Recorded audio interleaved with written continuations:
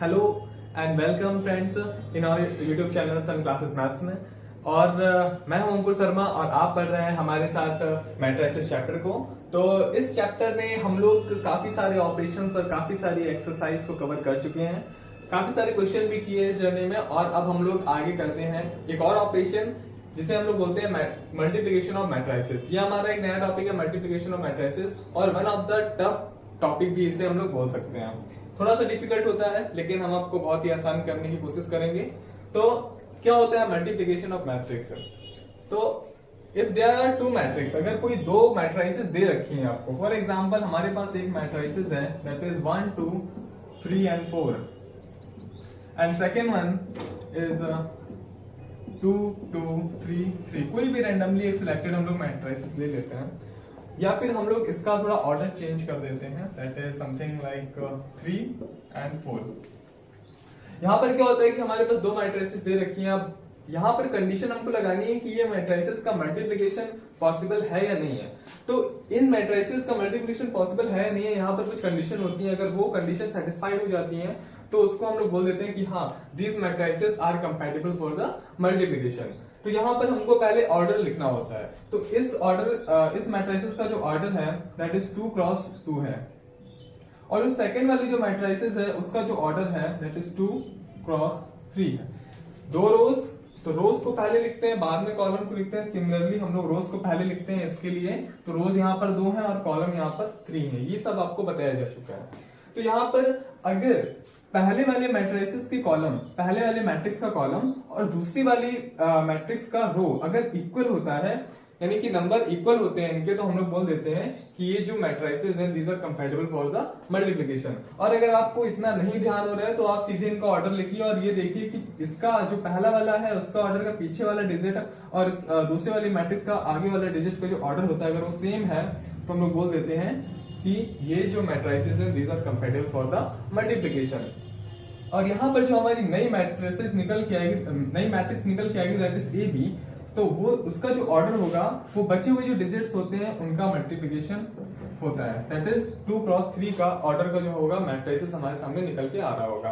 तो यहाँ पर हम लोग देखते हैं, ये तो हो गई कंडीशन की कैसे हम लोग देखेंगे कि these are compatible for the multiplication और नॉट।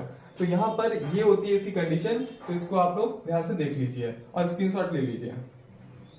नेक्स्ट हम लोग चलते हैं कि हम लोग कैसे मल्टीप्लाई करेंगे दो मैट्रिसेस का। तो यहाँ पर हम लोग लिखते हैं सीधा मल्टीप्लिकेशन में A B is equal to, हमारे पास ये मैट्रिसेस लिखी हुई है that is 1 2 3 and 4 and second one जिसका हमको मल्टीप्लाई कराना है दैट इज 2 2 3 एंड 3 3 4। तो इनका मैट्रिक्स का जब हम लोग मल्टीप्लिकेशन करवाते हैं तो हमको ये बात ध्यान रखनी होती है कि जो पहली मैट्रिक्स जो आगे लिखी हुई होती है उसका रो का मल्टीप्लाई इसके कॉलम में होता है, इनकी रो का मल्टीप्लाई, इस रो के जितने भी एलिमेंट्स होते हैं इनका मल्टीप्लाई दूसरी वाली मैट्रिसेस के कॉलम में जो भी एलिमेंट्स होते हैं उनसे होता है। तो यहाँ पर हम लोग देख रहे हैं कि हमारे रो में 2 एलिमेंट्स हैं और हमारे कॉलम में भी 2 एलिमेंट्स हैं, तो इनका हम लोग मल्टीप्लाई कराते हैं। दैट इज इसका मल्टीप्लाई यहाँ पर होगा, so 1 into 2 and 2 into 3 plus 2 into 3, और बीच में जो साइन आता है वो प्लस ऑपरेटर आता है, यानी कि प्लस का साइन आता है। सिमिलरली हम लोग इनका मल्टीप्लाई, इसका मल्टीप्लाई इसमें कराएंगे अगेन, यानी कि पहले रो का मल्टीप्लाई सारे कॉलम्स में करा देते हैं। That is 1 cross 2 and 2 cross 3, बीच में प्लस का साइन 2 क्रॉस 3। सिमिलरली इसका मल्टीप्लाई इस वाले कॉलम के साथ में that is 1 cross 3 plus 2 cross 4 या फिर 2 मल्टीप्लाई बाय 4। अब हम लोग बात करते हैं दूसरी वाली रो की। अब ये दूसरी वाली रो भी सारे कॉलम से मल्टीप्लाई हो जाएगी। दैट इज सेम, यहाँ पर भी जो ऊपर वाला जो पहले वाला होगा वो पहले वाले से और उसके बाद दूसरा वाला एलिमेंट दूसरे वाले एलिमेंट से मल्टीप्लाई होगा। That is 3 cross 2 and 4 cross 3 plus 4 cross 3। Similarly इसका मल्टीप्लाई इसके साथ में दैट इज 3 मल्टीप्लाई बाय 2, बीच में प्लस का ऑपरेटर, एंड ये वाला 4 इससे multiply that is 4 into 3। Similarly again इस वाली रो का मल्टीप्लाई इस कॉलम के साथ में that is 3 into 3 plus 4 into 4, that is 4 into 4। अभी हम लोग इनको सम अप करके लिख देते हैं और जो भी हमारा आंसर आएगा वही हमारा फाइनल आंसर होगा। That is 2 1s are 2 and 2 3s are 6, 6 to 8, 2 1s are 2 and 3 2s are 6, again 8, and 3 1s are 3, 4 2s are 8, 8 3 11, 3 2s are 6, 4 3s are 12, 6 and 12 is 18, 3 2s are 6, 4 3s are 12, 12 and 6 again 18, and 3 3s are 9, 4 4s are 16, 16 and 9 25।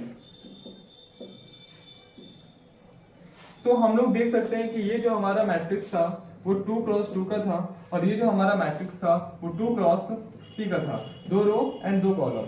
यहाँ पर similarly 2 rose and 3 columns. तो हमारा जो नया matrix बन के आता है यानी कि 2 क्रॉस 2 एंड 2 क्रॉस 3, तो ये वाला हमारा हट जाता है और जो हमारा नया मैट्रिक्स बन के आता है वो 2 क्रॉस 3 का आता है। तो आप देख सकते हैं कि जो हमारा मल्टीप्लिकेशन के बाद में जो मैट्रिक्स आया है उसका जो ऑर्डर है वो 2 क्रॉस 3 ही है, और इसी तरीके से हम लोग इसका मल्टीप्लिकेशन परफॉर्म कर सकते हैं।